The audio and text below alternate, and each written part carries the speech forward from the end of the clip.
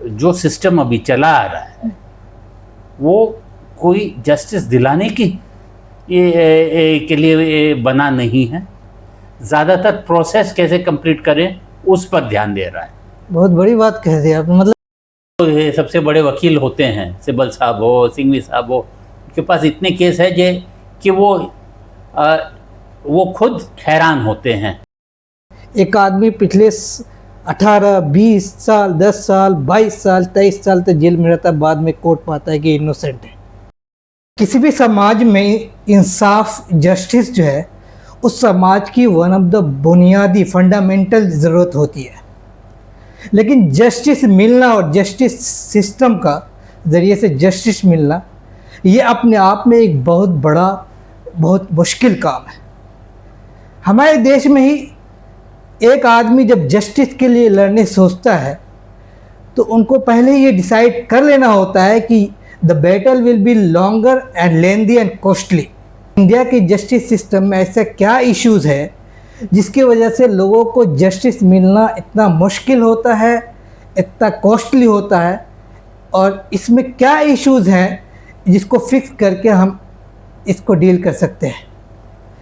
मैं हूं वकार हसन और मेरे साथ है देश के one of the top lawyers, supreme court के टॉप लॉयर्स संजय हेगड़े साहब।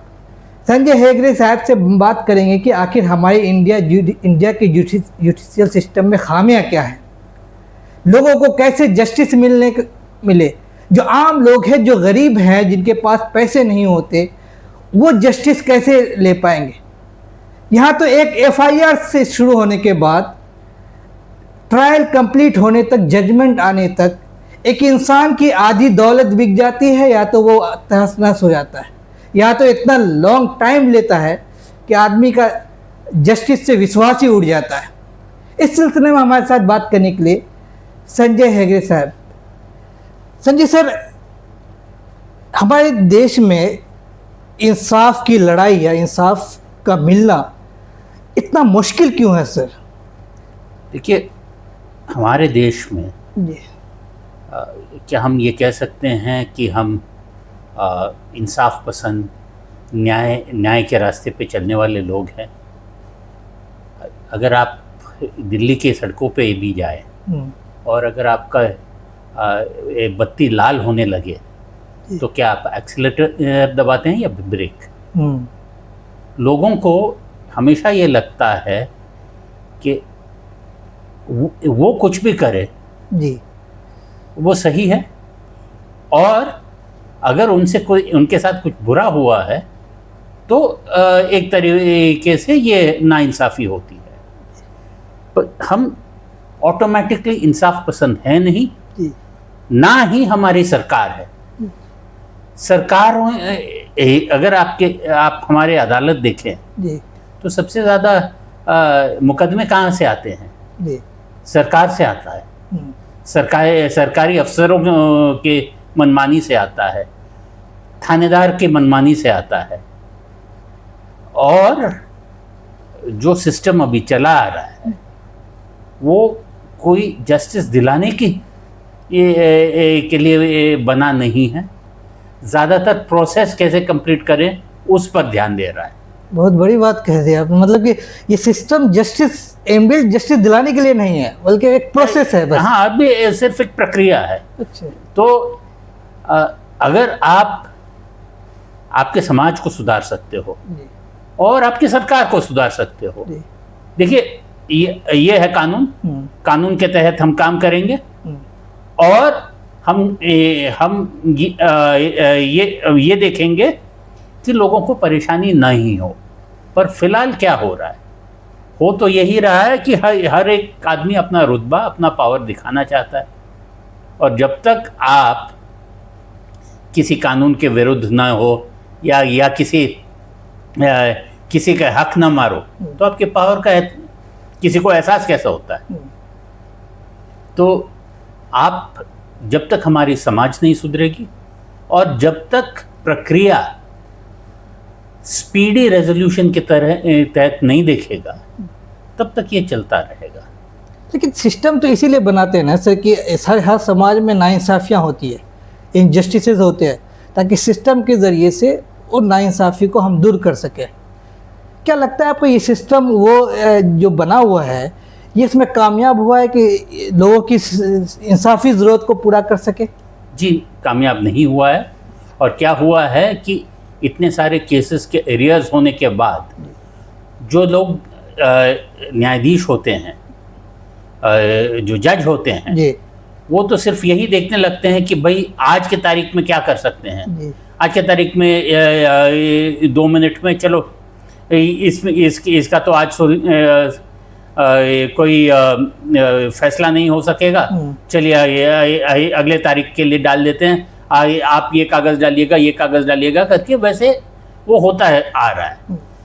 अगर हम ये कहें कि भाई चलिए आपके खिलाफ इल्ज़ाम कुछ ये है और अगर वो साबित होता है तो आपको 10 साल की सज़ा हो सकती है। पर ये पूरा प्रक्रिया छोड़ के अगर आपका दोष मानो तो चलिए 1 साल की सज़ा सुना देते हैं। तो ये वैसे जो रिज़ल्ट ओरिएंटेड जो सिस्टम्स है हमारे देश में कम उपयोग होता है। तो जो प्ली बार्गेनिंग जो कहते हैं अमेरिका में या कोई दूसरे देशों में, वो सब यहाँ होता ही नहीं है। वहाँ बहुत सारे चीज़ अदालत के अंदर नहीं, अदालत के बाहर होता है। और अगर कोई मामला जज के सामने खामोखा लाया जाता है तो फिर जज भी उस पर बहुत कड़ी निगरानी से देखता है और कहता है कि नहीं, ये मेरे सामने आना नहीं चाहिए था। अगर आप ये सुलझा नहीं सकोगे तो आप पे इतना जुर्माना भरना पड़ेगा। अगर आप गलत मुकदमा ले आए तो आपको दूसरे साइड के जो भी सब उन्होंने खर्च किया कॉस्ट वो पे करना पड़ता है। यहाँ तो कोई ऐसा कोई सिस्टम नहीं है कि अगर आप गलत मुकदमा भी डाल दो तो आप पे कोई कार्रवाई हो। तो आपको लगता है कि वन ऑफ द कि मतलब इस सिस्टम को जस्टिस दिलाने के लिए या जस्टिस को बेहतर बनाने के लिए क्या मेजर लैकिंग्स है, इसमें क्या इश्यूज हैं एक्चुअली? देखिए, बहुत से पहले तो बहुत सारे केसेस ऐसे हैं जो कोर्ट में नहीं आना चाहिए। जी, अच्छा। तो उन्हें कोर्ट के बाहर ही सुलझा देना चाहिए। जैसे कि मैंने क्रिमिनल केसेस का इंतज़ार किया तो वहाँ भी बहुत से लोग अभी भी जेल के अंदर है और उनका ट्रायल चल नहीं रहा है। अगर ट्रायल ख़त्म हो तो उनको शायद 3 साल की सज़ा, 4 साल की सज़ा, और वो तो कब के भुगत चुके हैं। तो हर एक आदमी जो जेल भेजा जाता है उसके केस में कितनी जल्दी उसे बाहर छोड़ा जा सकता है सज़ा होने के बाद, उस पर ध्यान देना चाहिए। फिर होता है सिविल केस। सिविल केस में भी क्या है, जैसे कि समझ लीजिएगा लैंडलॉर्ड टेनेंट वाला, तो कोई टेनेंट को तो हक होता नहीं है कि हमेशा उसी जगह रहे। ठीक है भाई, 6 महीने चाहिए, 1 साल चाहिए, ले लो, ख़त्म करो मामला। हम आउटकम्स पे ध्यान नहीं देते हैं, सिर्फ प्रोसेस पे ध्यान दे रहे हैं। वन ऑफ द सबसे ज़्यादा जिस बात को क्रिटिसाइज़ किया था इंडिया की जुडिशियल सिस्टम को, वो कि डिलेड जस्टिस। एक आदमी पिछले 18, 20 साल, 10 साल, 22 साल, 23 साल तक जेल में रहता है, बाद में कोर्ट में आता है कि इनोसेंट है। जी सर, इसको कैसे फिक्स किया जाएगा, इसको कैसे डील किया जाना चाहिए? नहीं, वही तो बहुत जैसे कि मैं कह रहा हूँ, बहुत सारे केसेस के आउटकम्स आप पहले निगोशिएट कर लीजिएगा। जी, प्रोसिक्यूटर और डिफेंस साथ बैठ के भाई ये सबूत है, अगर सिद्ध किया तो इतना होगा, आप इतने पे राज़ी हो जाओ, तो फिर ये पूरी ट्रायल प्रक्रिया की ज़रूरत नहीं पड़ती है। और बहुत सारे जो मुलजिम भी है, वो लोग भी स्वीकार करने के लिए तैयार होंगे कि भाई 2 साल में केस ख़त्म हो जाएगा, 2 साल में हमने हमारा जो भी डेट टू सोसाइटी है वो ख़त्म करके हम हमारा जीवन आगे चला सकते हैं करके। उस पर कोई ध्यान नहीं दे रहा है। तो ये दो चीज़ें तो सिस्टमैटिक है। दूसरी चीज़ कि आज के ज़माने में आजकल आर्टिफिशियल इंटेलिजेंस का ज़माना है। हर केस के कागजात जी अगर आप कोई एआई वाले जज को दे दो और एक ड्राफ्ट जजमेंट बाहर निकालो, जी उसके बाद बहस शुरू करवाओ, जी उस पर ह्यूमन सुपरविजन रखो कि भाई ये ड्राफ्ट जजमेंट है, ये पेपर्स है, अभी आप दोनों साइड बताओ इसमें गलती क्या है, जी। और फिर ख़त्म कर लो।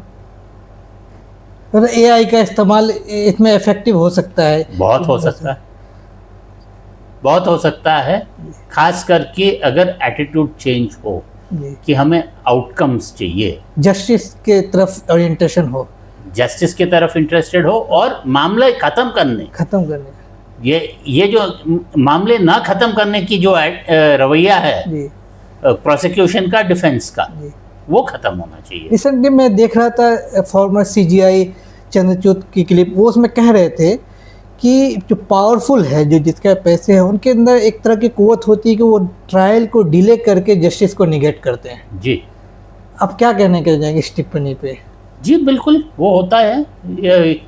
Delay is a well known defence tactic जो कहते हैं। जी डिफेंस लॉयर्स मैटर डिले क्यों करते हैं? क्योंकि जितना डिले हो जाए जी लोगों की याददाश्त कम हो जाती है। जी जो विटनेस है वो अपना बयान बदल सकता है और कभी कभार वो भी भूल जाता है, कभी कभार विटनेस मर जाते हैं। जब तक अगर उनका क्लाइंट को बेल मिला है और ट्रायल चलता रहे तो तब तक उन्हें कोई हर्ज नहीं है। तो ऐसे मामलों में अगर आप आउटकम्स पे निर्भर हो, पर फोकस्ड हो, तो चलिए ये इतने विटनेसेस है, ये मेरे आपके डिफेंस विटनेसेस ये है, एक ड्राफ्ट जजमेंट है, तो उस पर बहस करना फोकस हो सकता है ना। दूसरा इशू सर, कॉस्टली जस्टिस का। एक आम आदमी, गरीब आदमी, वो अगर सोच भी ले कि वो सुप्रीम कोर्ट तक पहुंचने के लिए, तो उनको एक लगेगा कि वो दूसरे जन्म में भी नहीं जा सकता। एक गरीब आदमी, ये कॉस्टली जस्टिस जो है, ये जस्टिस की रुकावटें बहुत ज़्यादा आम आदमी के लिए। इस पर क्या कहना चाहेंगे सर? देखिए, बहुत सारे आम आदमी आम वकील के लिए भी नहीं चाहते हैं ना जी। सबको चाहिए, सबको बड़े वकील ही चाहिए, सबसे बड़े वकील। और सही, और जो सबसे बड़े वकील होते हैं, सिब्बल साहब हो, सिंघवी साहब हो, उनके पास इतने केस है कि वो खुद हैरान होते हैं, खुद परेशान होते हैं, खुद थक भी जाते हैं, पर फिर भी जितना कर सकते हैं करते हैं। तो अगर आप वकीलों पे उतना फोकस ना करें, जजों पे फोकस ना करें और सिस्टम पे फोकस करें, सब केस ये है। तो ये जैसे आप मेडिसिन में देखिएगा, हर आदमी को कोई पद्म भूषण डॉक्टर जो प्रेसिडेंट का डॉक्टर है वहाँ तक तो नहीं पहुँचता है, पर हर बुखार के लिए वैसे डॉक्टर भी नहीं चाहिए। तो आज के ज़माने में बहुत सारे लॉ स्कूल्स खुले हैं, बहुत सारे अच्छे लोग जो पहले इंजीनियर डॉक्टर बन रहे थे, अब वकालत में आ गए हैं। ऐसा नहीं है कि अच्छे वकील ग्राउंड लेवल पे हैं नहीं, सिर्फ ढूंढने की ज़रूरत पड़ती है। आप सुप्रीम कोर्ट के लॉयर रहे बहुत दिनों से, अब काफ़ी ये सुप्रीम कोर्ट एक तरह का क्रिटिसिज्म पिछले कुछ सालों से फेस कर रहा है कि ये अपने आप में it is perceived as a pro government. लोगों के परसेप्शन है, अपोजिशन के अंदर ये परसेप्शन है। How do you look at this criticism? देखिए, ये हमेशा से रहा है। जब भी एक ये फली नरिमन साहब ने मुझे 2014 से पहले ही बोल दिया था। अच्छा। क्योंकि वो इमरजेंसी के वक्त भी देख चुके थे। उन्होंने यही कह दिया था कि a majority government will see a conformist court. अगर कोई बहुमत की बड़ी सरकार आती है तो जो कोर्ट भी होता है वो ज़्यादा सवाल नहीं करता है। तो पिछले जो सालों में आपने सुप्रीम कोर्ट से कोई 2G वाले जो क्वेश्चनिंग थी जी, या ये पुराने गुजरात दंगे में जो क्वेश्चनिंग गुजरात की चीफ सेक्रेटरी को जो चीफ जस्टिस खरे ने किया था, जी, वैसे वाली क्वेश्चनिंग तो कोई करता नहीं है।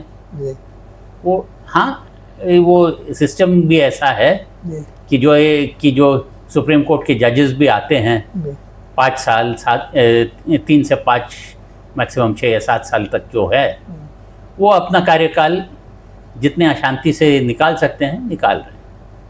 तो ये बहुमत का क्या ताल्लुक है जुडिशरी से? मतलब आप जब ने बताया फली नरिमन साहब का, हाँ, कि मतलब बहुमत है तो गवर्नमेंट को क्या इसका असर सुप्रीम कोर्ट पे जाता है, ये कहना चाहते कैसे? वही तो नरिमन साहब कह रहे थे। हाँ, और दुनिया भर के कोर्ट्स में हमेशा ये होता है। जी, कि आप यूएस सुप्रीम कोर्ट देख लीजिएगा कि ज़्यादातर जो फैसले होते हैं जी, वो सरकार की तरफ ही होते हैं। हम्म, और ख़ास करके जब सुप्रीम कोर्ट के जजेस उसी पार्टी से जो है के प्रेसिडेंट से अपॉइंट जब होते हैं तो अपने एक तरीके से वो सिस्टम में के खिलाफ नहीं होते हैं, वो सिस्टम के एक पार्ट होते हैं। हाँ, आप ही के गाड़ी में एक्सेलरेटर भी है और ब्रेक भी है। तो जजों का काम होता है जब गाड़ी पटरी से निकलने लग रही है या कुछ और तो ब्रेक दबाना।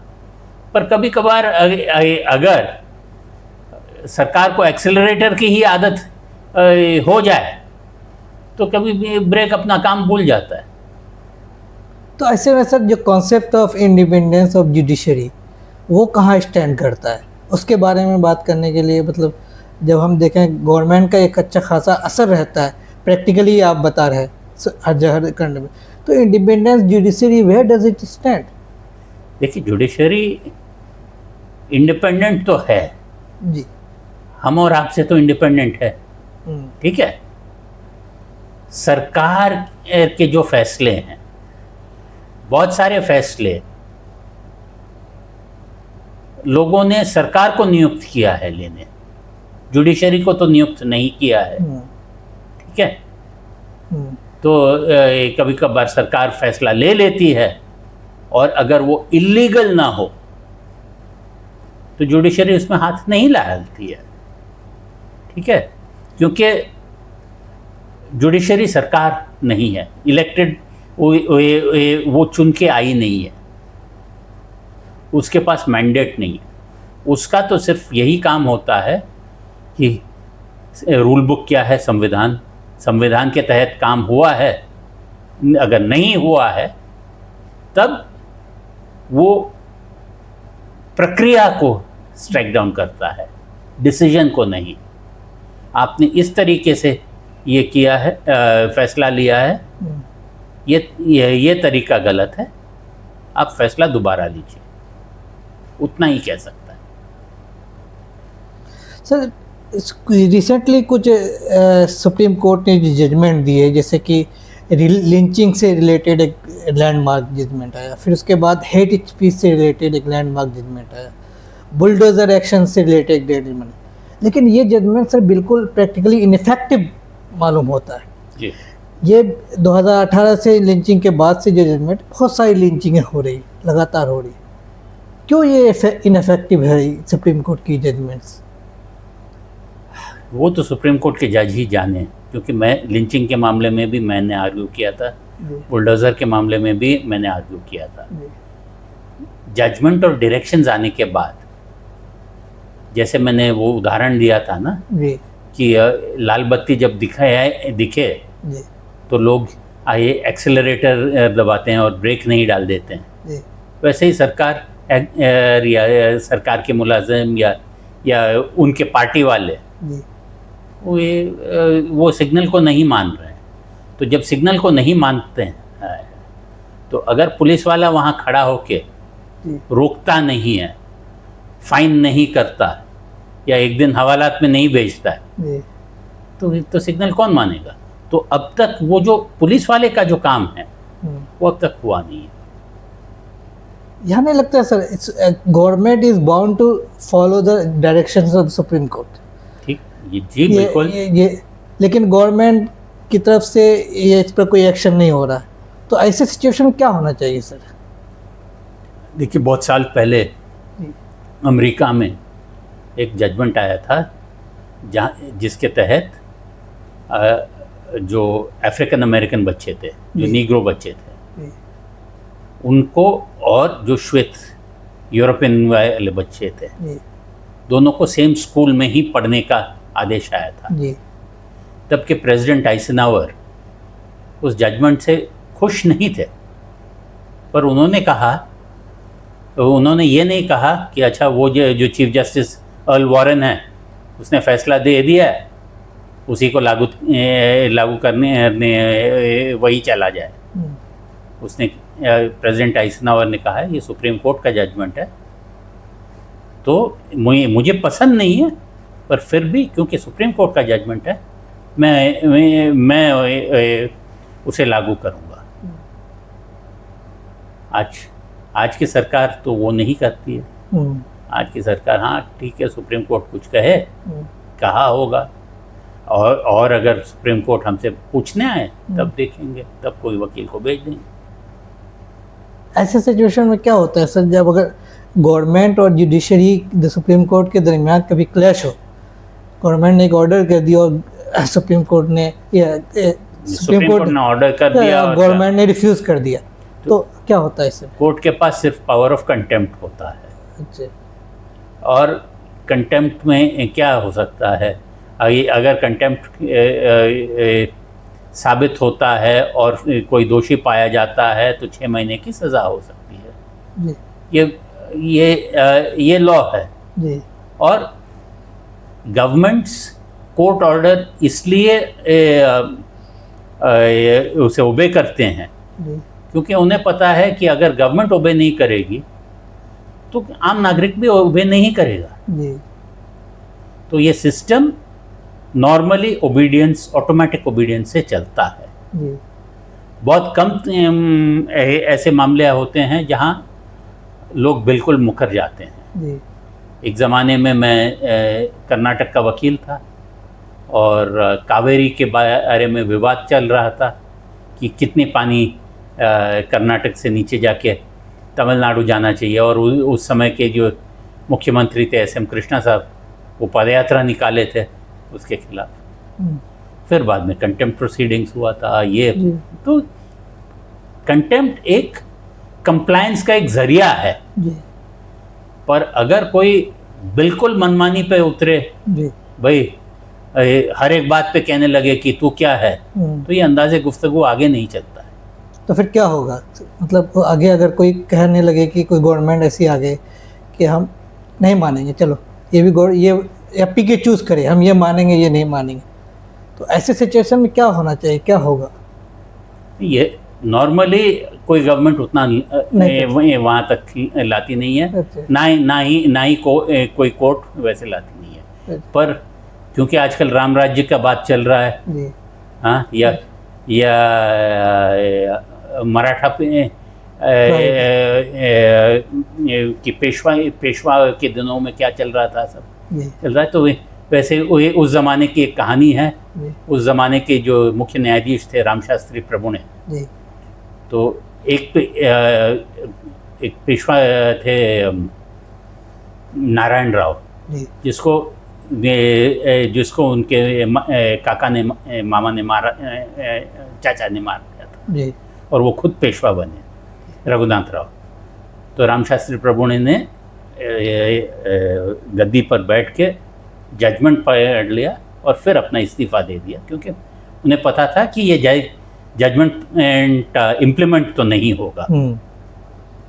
तो यह तो फिर जब वो अपने सीट से त्यागपत्र दे के चले गए, तब वो जो नए पेशवा आए थे, उनकी जो वर्चस्व था वो खुद चला गया और फिर कोई किसी और ने उन्हें रिप्लेस कर दिया।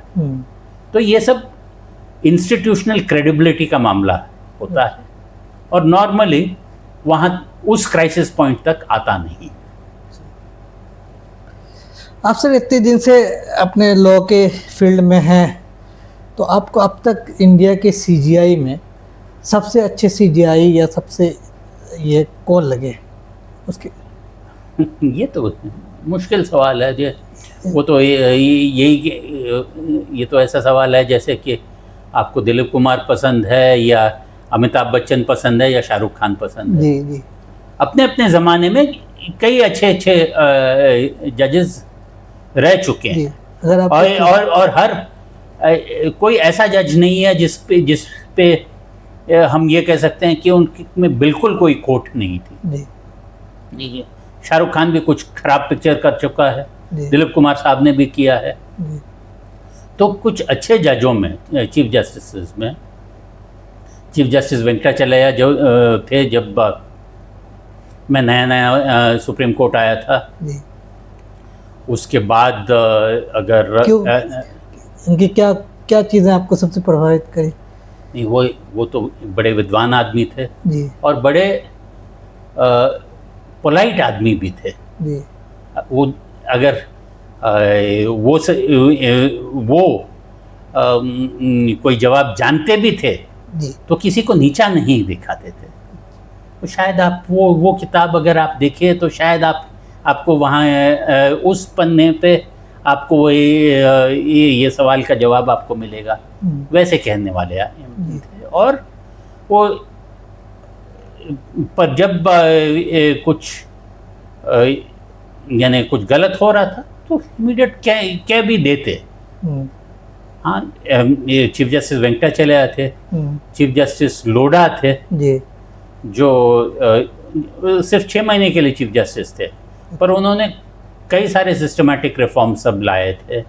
पहले तो सुप्रीम कोर्ट के वकील जज नहीं बनते थे ज़्यादा, 4 लोगों को वकीलों को जज बनाए थे डायरेक्टली। तो और काफ़ी डिसाइसिव थे।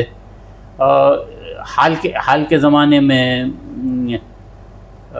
चीफ जस्टिस संजीव खन्ना काफ़ी यानी फर्म थे।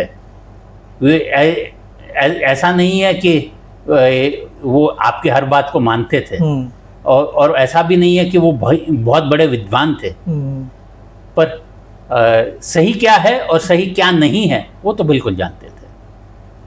सर, बीइंग ए लॉयर, आपको कौन से जो बड़े लॉयर पास्ट या प्रेजेंट में सबसे ज़्यादा इंस्पायर किया है एज ए लॉयर? इंस्पायर वही उदाहरण दूंगा ना जी। अगर आपके पास अमिताभ बच्चन की वॉइस हो, जी, हाँ, दिलीप कुमार साहब की स्क्रीन प्रेजेंस, जी, शाहरुख खान की इंटेंसिटी, जी, तो बहुत सारे लॉयर्स हैं जिसके बहुत सारे गुण में मैंने देखा है और थोड़ा थोड़ा इस्तेमाल करने की कोशिश भी किया है। फाली नरिमन साहब थे, बहुत ही अच्छे वकील थे। जेठमलानी साहब को मैं बहुत मानता हूँ, क्योंकि उनमें एक न सिर्फ करेज था, एक बिल्कुल अपने आप अकेले बैठ के ब्रीफ को क्रैक करना और ऐसे फंडामेंटल पॉइंट निकालना, वो तो बिल्कुल कमाल के वकील थे। और मेरे खुद के सीनियर थे जी रामास्वामी साहब, जो जल्दी चल बसे। वो भी अगर कोई ब्रीफ में एक फंडामेंटल पॉइंट हो जो किसी और ने नहीं सोचा है, तो वो रामास्वामी साहब सोचते थे। सर, कभी ऐसा सिचुएशन आता होगा आप लोगों को लॉयर की, जहाँ पे एक तरफ जस्टिस हो और एक तरफ आपकी करियर हो, उसमें आपको चूज़ करना पड़ता है। ऐसे सिचुएशंस आप कभी फेस किए हैं? मतलब कि अगर हम ये जस्टिस ले लिए तो यहाँ पे हमारा करियर हो सकता है, ये हो, या लॉयर्स को ऐसे फेस करने पड़ते हैं जनरली सर? जो लॉयर्स ऐसे सोचते हैं उनको ही ये प्रॉब्लम्स आते हैं। अच्छा। क्योंकि वैसे हो तो ये हर वकील तो फिर बिकाऊ हो जाएगा ना। तो ये जो वैसे सोचते नहीं है उनको कभी आता नहीं है प्रॉब्लम। अच्छा। क्योंकि हम अगर आप हर केस को और हर दिन को एक नया गेम सोचते हो और यही सोच के जाते हो कि इसमें सफलता कैसे लेनी है जी। तो फिर कोई ज़्यादा प्रॉब्लम नहीं आएगा। जो ज़्यादा सोचते हैं कि अगर हम ये करें यूं होगा तो वो होगा, वही बाद में मार खाते हैं। आपने अब तक कई हज़ारों केस लड़े होंगे, आपके लिए सबसे ज़्यादा चैलेंजिंग और इंटरेस्टिंग केस है जो आपको अपने हिसाब से जो आपको याद रहता हमेशा कि ऐसा केस हम लड़े हैं और जहन में? देखिए, बहुत सारे केसेस होते हैं और जो रिपोर्टेड केसेस होते हैं जी, ये उसमें उतना मज़ा नहीं आता है जो अनरिपोर्टेड होता है। कभी कभार मुझे गर्व से ये कह सकता हूँ कि मेरे कारण कोई बच्ची, कोई वॉचमैन की बेटी डॉक्टर बन गई। जी। क्योंकि एक वॉचमैन था जो सेंट्रल गवर्नमेंट का ईपीएफ का के कोटा पे, उसकी बेटी मेडिकल कॉलेज गई, ईपीएफ मेडिकल कॉलेज। फिर कुछ 3 दिन कम सर्विस होने के कारण उसे वहाँ से निकालना की नौबत आई। वो हाई कोर्ट चली गई, हाई कोर्ट में फिर हारी। फिर यहाँ सुप्रीम कोर्ट जब आए तो एक दिन वेकेशन से बिल्कुल लास्ट दिन से पहले फिर वहाँ की चीफ जस्टिस को मेंशन करके स्टे ले लिया। फिर उसके बाद वो मैटर चलता रहा, बच्ची पढ़ती रही। एक ज़्यादा सख्त जज भी आए थे जो कह रहे थे कि ये मामला कैसे अटका है, ये कैसे पढ़ रही है, वगैरह वगैरह। और तो हमने बहुत कोशिश किया तो उन्होंने कहा आप फीस दोगे इसके? उन्होंने बोला मेरे पास बेटी नहीं है, फीस अगर देना पड़े तो दे देंगे। तो वो हंस पड़े और मैटर उस दिन टल गया। फिर कुछ 3-4 अजर्नमेंट्स के बाद जब वो मामला सिर्फ वापस उसी जज के सामने आया और दूसरे साइड के वकील कुछ चिक चिक करने लगे, उन्होंने सिर्फ बोला बेटी लड़की वहीं पढ़ेगी। तो ये कभी रिपोर्ट नहीं होता है, पर ऐसे मामले आपके जहन में ज़्यादा अटकते हैं। वैसे अगर रिपोर्टेड जजमेंट्स देखो तो मेरा एक है स्वामी श्रद्धानंद करके जी, उस पर एक अमेज़ॉन प्राइम पे इनका एक सीरियल भी बना था, डांसिंग ऑन द ग्रेव करके। अच्छा।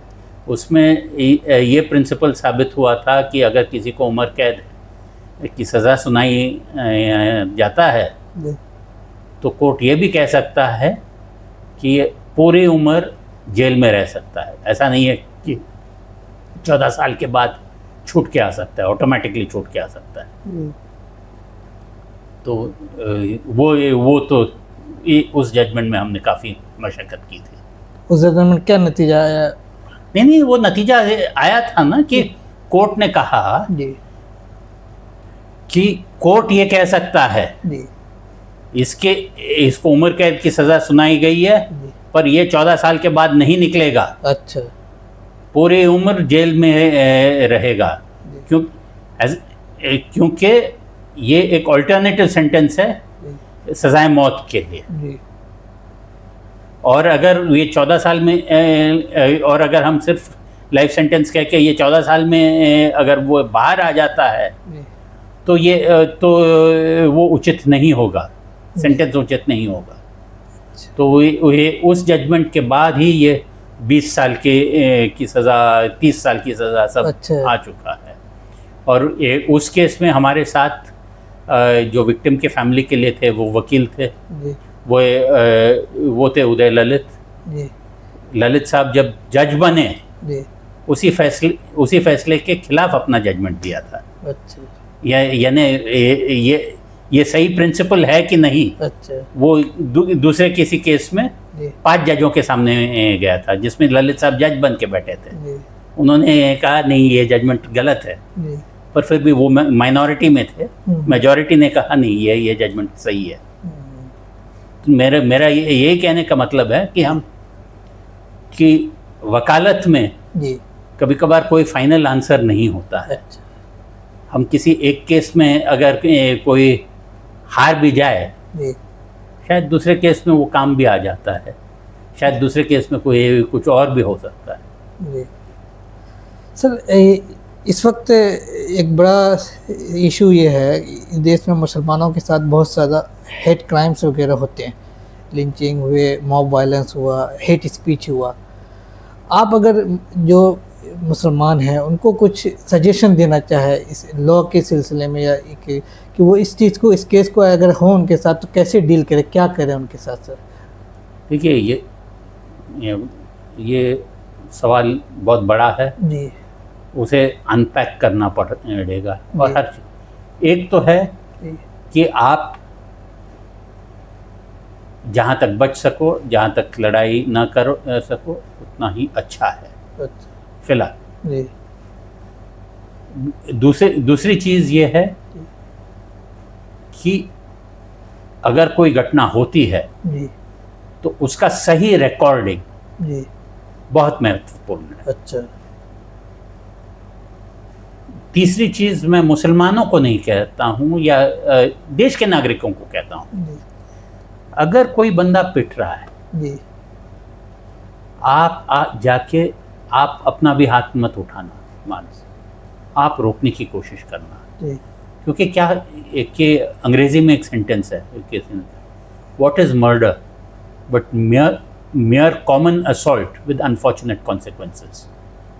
कोई पिट रहा है और अगर उस पूरे झुंड में कोई और ने एक सरिया मारा सर पे और आदमी मर गया, सभी के सभी जो झुंड में थे वो सभी दोषी होंगे। अच्छा ये नॉर्मल लॉ है 140। अच्छा, ये जनता समझती नहीं है। उसको समान पनिशमेंट होंगे सबके, सबको सभी अगर उस कॉमन ऑब्जेक्ट में आपका भी हिस्सा है जी तो आप भी दोषी पाए जाओगे। जी मॉब सिचुएशंस में सभी लोग बचे जी और जो वो वहाँ मारपीट चल रहा है उसे रोकने की कोशिश करें। रिसेंटली एक मध्य प्रदेश से एक जजमेंट आई, एक जज ने, तबस्सुम खान ने कुछ लिंचिंग के केस में कन्विक्ट किया है 14 लोगों को, लेकिन वो जज इस वक्त उनके आइडेंटिटी की वजह से निशाने पर है और उनको टारगेट किया जा रहा है, कैमिलो कैंपेन चल रहा है और जिन्हों कन्विक्ट किया उसके लिए कैंपेन चलाई जा रही है। आप क्या कहेंगे सर इस पर? उस पर हमने लिखा है लाइव लॉ में जी और काफ़ी वो बहुत सारे लोगों ने पढ़ा है। जी उसके बाद अभी मध्य प्रदेश हाई कोर्ट ने कल ऑर्डर भी पास किया है जी कि उनको सुरक्षा देने का, और जो सब ये कर रहे हैं जी उनके खिलाफ क्या एक्शन हुआ है करके स्टेटस रिपोर्ट मध्य प्रदेश के हाई कोर्ट ने मांगा है। जी मैं यही कहना चाहता हूँ जी कि जज है, जी, न हिंदू है न मुसलमान, इर्रेस्पेक्टिव ऑफ रिलीजन, न हिंदू है मुसलमान है ईसाई है। जज सिर्फ अपने अदालत में जी जो दलील है, जो गवाह है, जो रिकॉर्ड पे है, जी उस पर फैसला सुनाता है या सुनाती है। जी और अगर आप किसी एक जज के खिलाफ जाते हो तो ये मत सोचिएगा कि दूसरे जज डर जाएंगे। जो सब ये कर रहे हैं, जो लोग अभी दोषी पाए गए हैं और जिन्हें सज़ा सुनाए हैं, उनके अपील्स पर भी अभी आपने आँच उस पे प्रॉब्लम डाल दिया है। जी जी तो कभी जजों को पर्सनली कभी अटैक नहीं किया जाता है। अगर उनकी जजमेंट गलत है प्रिंसिपल पर, तो जजमेंट को आप गलत कह सकते हो। और ये जो हिंदू मुसलमान या जज को कोई बायस एट्रीब्यूट करना, वो बिल्कुल इलीगल है और उसके लिए सज़ा हो सकता है।